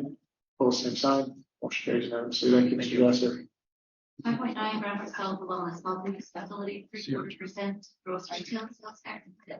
All right, Mr. Phelan, final item of the evening, please. Yeah, Mayor Paczynski, members of the City Council. I thought I just had a brief follow-up. I did have a conversation with Councilmember Bean, and he asked that I could respond. One of the areas of concern was the operation of this facility and how do we foresee this moving forward. I know the Grand Forks Park District Board is having a meeting this evening. As they talk to the mayor, Paczynski and I, they do intend to operate this facility. I think they're relieved that the city is not only going to take on the debt service, but also the large capital maintenance piece of this. And so really it's truly the operation maintenance and maybe some small cap items. I think that's given them lots of relief that anything major that happens is going to come back to the city. And as we talk, currently right now in our financial model set aside $1.5 million for these new facilities as we move forward. The other part is that we try to estimate what that operation maintenance cost is going to be for both the aquatic and the indoor turf facility. Right now, our estimate, as we've noted, is around $500,000. I know Council President Sandy's asked. That's the shortfall. The shortfall. The shortfall is not the total operational cost. The shortfall is very well said. So right now, the Park District is committed to that. I don't think we can say whether that's going to come from their existing budgets or are they going to have to look at other new operating funds to do that, but they are committed to that. And certainly between, if the voters do approve that, you're going to come back and approve a final design. We're going to have to come back with final agreements regarding, the use of that, whether they're club teams or whether they're the school district, what have you. But right now they are committed to operating that facility. They're excited about doing it, and they're excited about you guys taking 2 of the 3 parts of the stool, which are the big ones, to help fund this process. And with that, I also wanted to ask, there's been a lot of questions here, approving some of the resolution, the ballot language tonight. There's a lot of work to be done if people do come back and say yes to this, with some of the details. And I just wanted to have Dan Gostad come up here and let you know after, if it's a positive vote after November 14th, we'll come back for further city council action that you'll have to approve.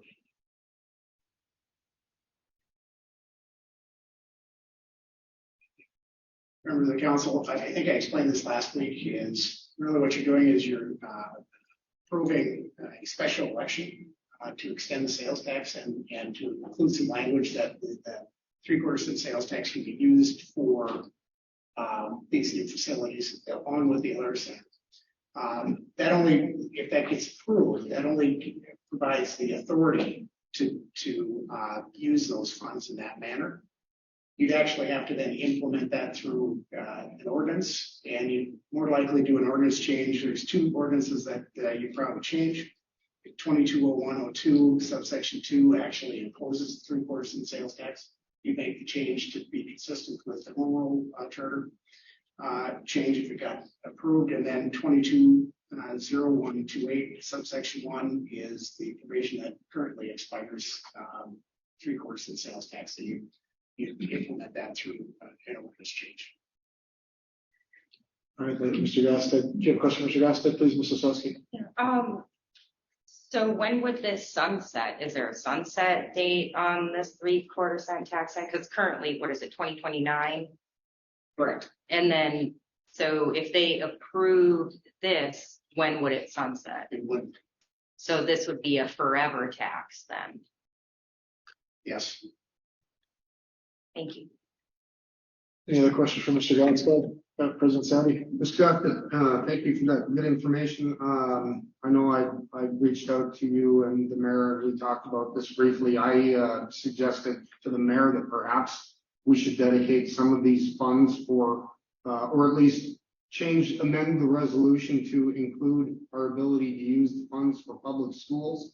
I think when we're talking about quality of life and quality of life facilities, my wife said it to me actually pretty well, that she doesn't believe that there's a facility that provides better quality of life in our community than a public school. However, I've come to learn from you that we can't, because the state legislature has changed the law or implemented a law. We can't actually include funding for a public school. Is that correct in our sales tax? That's correct. It's section 40-05.1-06.1 of the North Dakota Century Code that precludes use of sales tax, notwithstanding any other provision, sales tax for the primary benefit of a school district. And that statute was enacted in 2007. I question the logic of the state legislature when they implemented that. You essentially are handcuffing communities and making it difficult. And we know our Grand Forks public schools, regardless of how they've managed their money in the past, they've already publicly said they need a new elementary school in the next 5 to 10 years, or whatever. Mr. Fromm, you probably know better than I do. But and I'm not saying, because I'm not going to be on the city council when the time comes where the city council may decide that they would want to help the public schools. So I was just thinking it would be good for us to add that language so that we had flexibility related to the sales tax, so that if you're getting into a situation, rather than having the school district have to go out for a vote again, we could dedicate some of the sales tax revenue to the school district. I think it's unfortunate that we can't even have the discussion on it. But anyway, I really appreciate that, Mr. Gosta. I have one more question. Thank you. Real quick, I do think, the intention here is to grow. We're going to see, obviously in 5 to 10 years, they're going to come back. They've made it public. I think how we can benefit them is to try to grow the community. So we're growing that tax base so it offsets for everybody.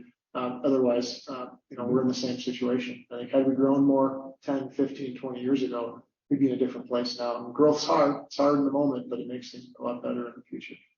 Ms. Osowski, sorry, cut you off there, please. The floor is Sorry, completely yours. I guess I disagree with you guys. I do not think that we should be allocating these funds to our school district at all. I think that they've been poorly managed. Their enrollment is down, and I disagree with the public schools on so many levels. But anyways, is there any way that we can put a sunset date on this tax? I think that's a little bit unfair to have, even our current population vote on putting something in place forever. I mean, even if it's just like 30 years, can we have a sunset date? I think, yeah, totally agree. It's not mine. Council, Okay. 1% sales tax we have right now is an ongoing sales tax. We have one already. The city council could certainly move in the future to end it. I mean, they could dig it. I would like to see a sunset date just so, when people do go and vote, there is something there. I would like to add something. I don't know what that date would be or how many years, but I disagree with taxes in general, and so I think if we're gonna vote on this, it should have an end date, and I don't think it should be forever. How do you feel about taxes? Well, I don't think anybody likes taxes. I think, property tax is something that's talked about quite often, and I think, there's an active measure to try to remove it, but I remember, growing up, we had a street in front of our house. I was glad that I didn't have to negotiate with my neighbors to decide who was gonna pay for that street. That was done. We had a place where our, bathroom waste went, and we had water, and we had schools, and we had other civic things. I'm not a big fan. I don't think there's a person that's a fan of taxes. It's the two realities of life, death, and taxes. As far as, what do we need if we wanted to put a sunset on it? I was on a podcast with Rob Port last week, and he said, they put these sunsets on so they get them passed. In reality, they always end up getting extended. You couldn't find one over 20 years that had actually been allowed to sunset. So we can, we can put a sunset on it and have whoever's here needs to do the rigmarole, or we could just be honest and realize that it's probably going to get extended at that point. And, it's going to go for facilities long in the future. There's going to be a need for this beyond, the two facilities that we're looking at now and keeping the Alerus Center going. What's the next Alerus Center? I mean, that's been a big piece of the community. That was very questioned at the start. Even in the first 15 years of it was questioned. I think only in the last 5 years with proper management and getting the concerts and usage that we've had has it finally turned the public eye. So is that what you're looking for, President Sandy? My thoughts? All right.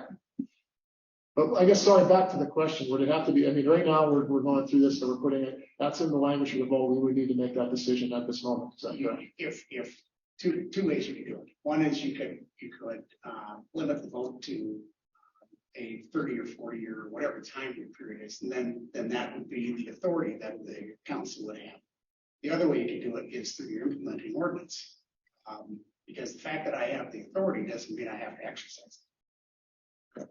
So the fact that we have the authority to have the 3.25% tax, that means that we don't have to have it. Right. And just so you understand that right now, your authority for the Alerus Center is 2029, right? That's it.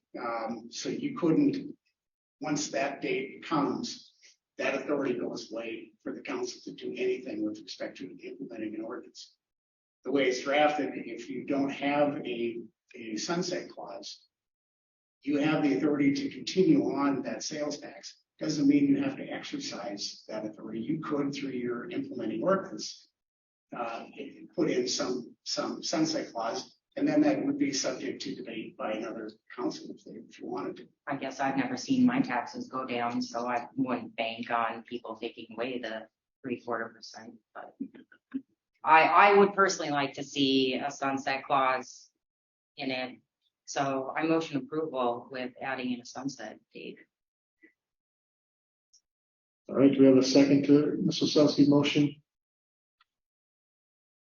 I think you'd be better off. Turn your mic. I think you'd be better off giving a sunset date with your motion. I don't know what that I would mean. think about it, but I think it comes down to Ms. Dorstead and, will we have enough sales tax in 10 years? Will it take 50 years? You talked a little bit about the bonding, but I'm kind of curious on where, you're the CPA, not me. Mayor, Councilman Weigel, members of the council. So what we are looking at is a 30-year bond. I guess if we are looking at a sunset, I'd prefer to go out at least 30 years from the existing sunset of 2029, maybe as a ballpark for you. But so that would, if you're looking at 35 to 40 years, I suppose, if you're. How does that impact, if you move forward with the turf and the court, or the turf and the aquatics, pickleball, two-level play area? How does that work, looking at the future if you wanted to add a courts and a running track to it? Would that limit you if you were looking at different phases in this? It would, as far as how much capacity there is to do bonding, the crunch time is, as we've talked before, really this initial time period while we have the Alerus Center debt on it before it comes off the books. And we look for the sales tax to grow as part of that, we also look for, capital needs of not only the Lair Center, but the ongoing large capital maintenance needs that we're going to have with this new facility. So there's going to be an ongoing draw on those funds, and I would suspect we'll do similar as we looked at the projection, set aside dollars for those future capital needs for this new facility as well. And the future will determine how much that grows and how long that can sustain that building going forward. But there's a lot of unknowns at this time. We do the best we can with our projections, but there's always going to be needs for these facilities. What, like 2060? There's still, I think there should be more work at quantum money rather than throwing a random number out. So That's only 30 years too. It's true. Well, Yeah. from 2029. Well, we've got, right now we've got a motion, so I want to at least get a second. I guess if I don't know what the motion, we don't have the date set on it. Right, So, we need a date. I suggested 2060. So if that's our date, I guess we look for a second on that motion, or we'll continue the discussion. All right, motion dies for lack of second. Yeah. If I may. Yeah, please, President, Vice President Weber. North Dakota is a low tax state. It's easy and popular to say that taxes always go up and never come down, but actually taxes go up and down. In fact, the latest rankings of state and local tax burden from the Conservative Tax Foundation rank North Dakota as the 7th lowest tax state. This, of course, has a lot to do with state policymakers recently deciding to cut income taxes. So we have a recent example of taxes going down. And so we have some of the lowest taxes in the country, aside from those states with no income tax. We have the lowest income tax in the country. So I just wanted to point that out. We have a low tax community. Well, I think you're right, other than that, I don't know how often I guess income tax did go down, but other taxes, less proportion do seem to, but I do think there's a good value in North Dakota. I think we have to make sure we keep it that way. And I think the trajectory is troublesome at times. But we, at the local level, we're going to have to step up. If we want something like this to happen, we're going to have to make it happen at the local level. And that's Things what don't we're happen trying by to do. themselves. So Right. we learned that. Mr. Ryder. I think the one thing we saw, I think I was on the council for the sales tax regarding infrastructure. And I think the one thing we saw is when you can tell people specifically what it is going to. I think people appreciate that, and I think that maybe makes them more comfortable. We named water and streets in our last sales tax that we had. And I need to refresh my memory, but does Mr. Goss said, does it say in this ballot language specifically that it can be used for quality of life projects, or just remind me of the wording? My computer just died. I think it has health and wellness facilities that made it a little bit more clear. The language that would be modified is to include that the use of the 3/4 cent sales tax could be used along with the Alair Center to finance design for the financing, design, acquisition, construction, reconstruction, and releasing of health and wellness multi-use facilities and related land fixtures and infrastructure improvements. And then it goes on to provide that the health and wellness multi-use facilities are to be used as centers for health, wellness, fitness, exercise, athletic, aquatic, and/or recreational activities, functions, and events. Perfect. So this couldn't be used to build a bridge downtown, or correct anything that the city council or the mayor so desires. If you tried to implement that type of ordinance, it would be contrary to what your authority would be under the normal charge. I don't want another bridge downtown. So that's clear. Thank you. Yeah, sorry, Mr. Ryder. Yeah. Does anybody, I don't know, Mr. Bean, I want to go and make sure everyone has a chance to speak first. We'll go back to seconds. Yeah, just a couple questions. These facilities would be long-term owned by the city but operated by the park district is what you stated, right?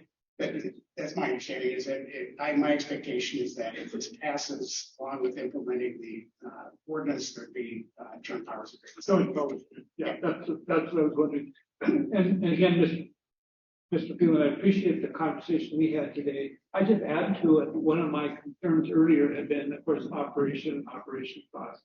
And I did want to say that one of the an individual I talked to with Forum Aquatic Center with operations said there's lots more opportunity than has been identified to date for this to be profitable, especially with aquatics. And that down the road, we should put more study into it because we may have underestimated that opportunity. I think some of the opportunity, I agree with you, Councilmember Bean, are conservative. And it's amazing how many thousands of kids get swimming lessons currently right now at Hislop without a renewed facility.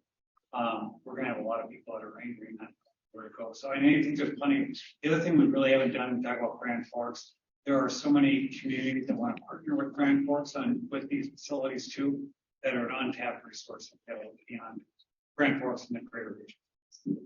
If I could just comment right up there, Mr. Phelan, I know you were there, maybe you can comment as well. We had a meeting with a sponsor, potential sponsor this afternoon. Expressed interest, is in just working on the dollar figure right now. And it also mentioned the pool in specific and the warm water, as a possible great option for increasing operational revenues, which could help. So I guess if you want to add what your thoughts were of that meeting, because obviously sponsors is going to be a big, important piece of not just the capital, but probably operations too. And that work is going to be, very important and be ongoing as well. It's amazing when mayor and city council, when you show leadership and want to move an initiative forward, how many in the community follow that. So I said never discount that of what we're doing here, and there's lots of interest. And I think really what the big interest is that we're not asking them to come in first and try to move this initiative forward. That you as leaders of our community have moved it so far down the road, is that they can come in near the end and really put some of the final touches on that. And I think they really appreciate that. So I could see some multi-year sponsorship naming rights over a similar term to help pay for whether it's additional capital or whether it's even to support some of the operating. There are entities that want to help support this facility. That's quite exciting. And they're excited about the vision of the turf. They're excited about the vision of the aquatic and all the things that are going to do. And I would just note, there was a gentleman who runs the Greater Grand Forks Football League. And in his comment, if you read it, he says this is going to be great. I'm going to paraphrase, great. And we're going to have more demand than we ever can imagine with this turf than he has. So that was just one comment from a guy who runs a football league, knowing that this is going to be used, just the turf itself. Thank you, Mr. Phelan. Further comments from council? I'm sorry, go ahead, Mr. Flavia. Just a comment on sales tax in general. I think it's far more equitable than having to increase our property tax. When you look at, there's limitations on commercial sales tax. So if someone's buying a large purchase, it's limited. If you go and buy groceries that are unprocessed foods, there's no sales tax. The more you spend, the more taxes you pay. I think by not putting a sunset, the only thing we're guaranteeing is that the sales tax rate that we have now stays, and that we always have nicer facilities that we continue to get to upgrade. If we put a sunset now, all that's going to happen is 30 years from now or 20 years from now, we're going to sit here at the same position, and someone else is going to have to spin their wheels and spend a lot of time trying to get this approved. I feel like investing in the Alaris Center, investing in things for quality of life, while maintaining our sales tax, that even through the sales tax, our revenue has increased, even though the sales tax has stayed the same. So clearly the sales tax isn't mitigating people from purchasing things. So I would propose, and I would make a motion that we would move the sales tax forward without, or as proposed. And I don't know if that's appropriate yet or not. Yeah, I think your motion is appropriate. We do have a motion to move as the recommendation was out of the cow. Do we have a second? Second. A second from Mr. Weber. And I'd open it up to further comments. And I would, real quick, sorry, President Sandy, does, with the extension, in current, I know Fargo's looking at increasing their sales tax, franchise fees, mills. It does keep us at current levels below Fargo, below Minot. I think we're right in line with Bismarck, below Grafton. So it does keep our sales tax either in line or below what I would call our peers.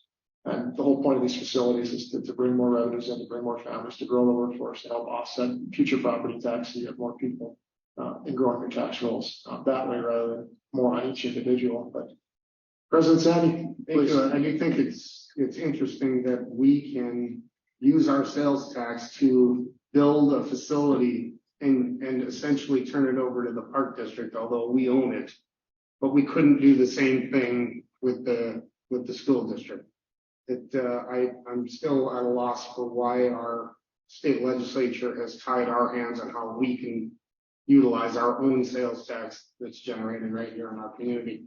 I think I said it before, for me, this is all about the Alara Center. If we don't have an ongoing funding, essentially ad infinitum, at some point in the future, we wouldn't have the money to maintain our most valuable asset in our community that's owned by the city.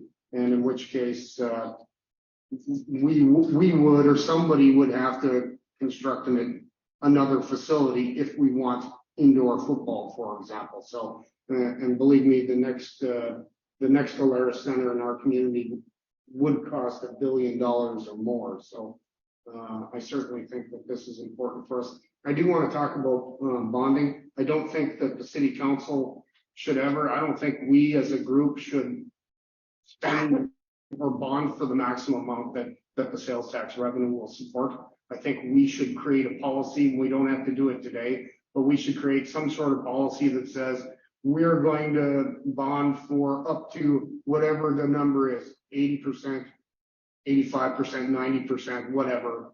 That way we create the policy, we have additional resources, because I also don't believe that we should pass the sales tax to build some facilities and then ask the park district to raise property tax to pay for operations. I don't think that that's fair to the taxpayers. I don't think it's fair to the park district. So not bonding to the maximum amount. Hopefully the park district can, through sponsorships and operations and all the exciting things that this will bring us, would have the resources to manage whatever shortfall there might be. But if not, I think there should be some sort of expectation on future councils to help cover that shortfall. But again, that's just my opinion, and I certainly can't tie the hands of future councils. But I do believe that between now and when we do the vote, we should have some sort of formal policy related to how much we're going to bond in the future. Thank you, Mayor. No, I think that's good. You can tie their hands a little bit until they got to untie themselves in the future. So I do think that's good. You obviously have to look into what the ongoing capital maintenance stuff, and I wouldn't want to touch that. I think we've got a very conservative formula plan for that, but I think it's going to fund these facilities at the top level more in the future. All right, any further comments? We do have a motion and second on the floor. All right, seeing none, all those in favor signify by saying aye. Aye. Opposed, same sign. Motion carries unanimously. I believe that's it for our action. As I correct this first, move on to 6 information items. 6.1, statement of changes in cash balance as of July 31st. Thank you. Item 7, approval of minutes of bills. 7.1, vendor list and engineer's estimate. We have a motion to approve the vendors list and engineers estimate. Got a motion, President Sandy. I saw Ms. Osowski. Give her the second. All those in favor signify by saying aye. Aye. Opposed, same sign. Motion carries unanimously. Now we're on to 8, citizen comments related to general items. I have one. Jody Carlson. Ms. Carlson, please.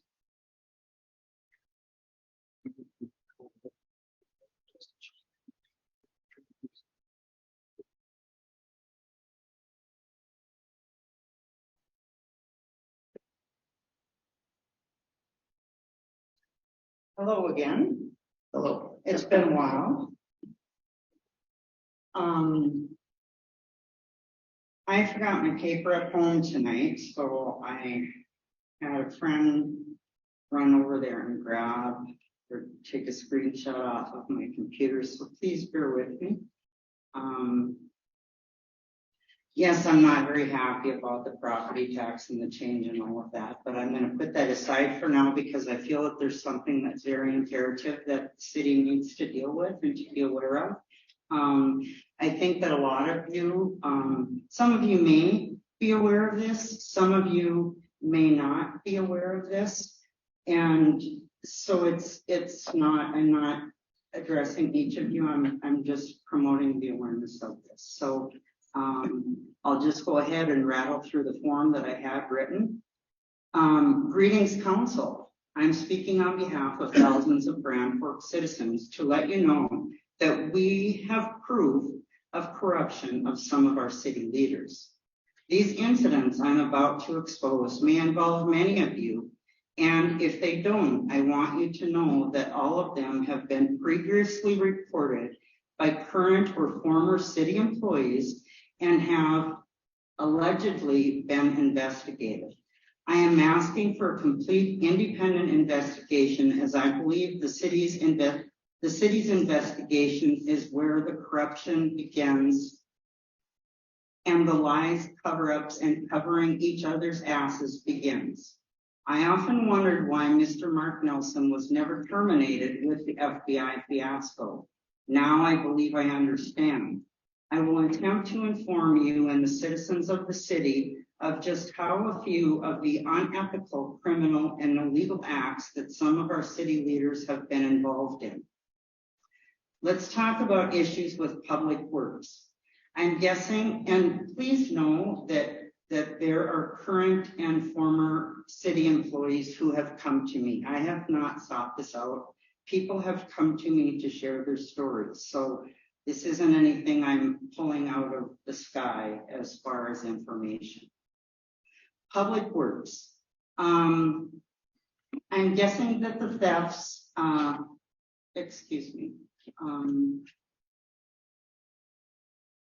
okay, let's talk about issues with public works. I'm guessing that the thefts are beyond millions at this point. Many of these thefts were reported but overlooked because the people in positions had some goods on each other and feared exposure. Mr. Phelan and Mr. Mark Nelson maybe can explain this further to you. This is not only theft of fuel, jacks, ladders, fuel pumps, and much more, but also large equipment that was ordered but never put to use in the city. Some of it can still be located in Grand Forks County, but some is located at private homes and at lake homes. Then there's the theft of equipment use and complaints filed of people punching in on overtime, taking city equipment and using it for their own purposes on an evening or a weekend. This was again reported to a Mr. Phelan. To my knowledge, nothing was done. These thefts happen on a daily basis, whether it be to stop by the storage area to fill your pockets with nuts and bolts, window cleaner and towels, or as I mentioned, major equipment. Who manages the bids for used city equipment that is supposed to go up for the website auction? I'm guessing again that Mr. Phelan knows this answer. Why does the person responsible for this always seem to have the highest bid and also has the most city equipment in his yard? Why are there arguments between employees for getting their split on the resale of used city equipment? Let's move on to the landfill. Why did we need a new landfill? Was it because UND wanted it moved because of their flight training program and the concern of seagulls? Or was it because the landfill had contaminated the groundwater? Isn't the state supposed to be checking the wells? Why was Todd Phelan and the director of public works out checking the wells? Who took the report of the dead cattle on a farm who used their well for the cattle's drinking water? Do you realize that there were people in the same area with their own that use those wells for their own drinking water? Your 5 minutes is complete. Whatever, if I'm the only speaker, does it matter? Does it matter if I continue? Please yield the floor. Notice that the last time you were here, you overtly lied about the chief of police. Overtly lied about him. Why should anyone believe anything you have to say? Well, okay, Mr. Phelan. I would move to suspend our. Please. I think we adjourn the meeting. Do you have any comments this evening, Mr. Phelan? No. We have a motion to adjourn. I move we adjourn. We got a motion, second adjourn. All those in favor signify by saying We don't have to drive this. You really don't want to hear. We're adjourned. Make a phone call. I did, I have. You're a I have. liar. And they- A liar. You come on here and And I made them from